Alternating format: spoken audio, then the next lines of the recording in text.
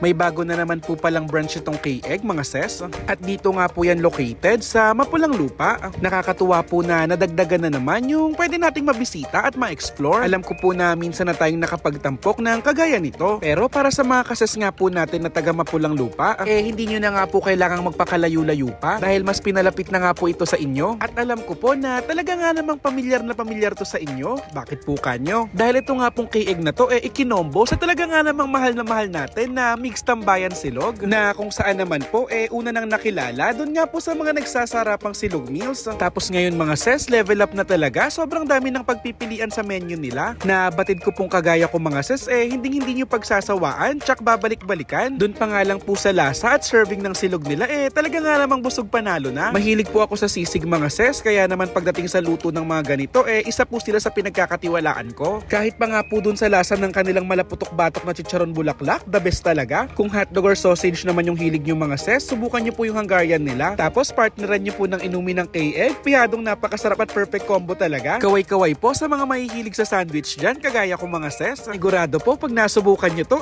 malamang sa malamang, babalik-balikan nyo rin. Unos na nga lang po dyan mga ses, yung talaga nga namang napakaaliwalas at maluwag nilang dining area. Tapos mga ses, hindi pa kayo maiilang kasi sobrang babait po ng mga staff nila rito.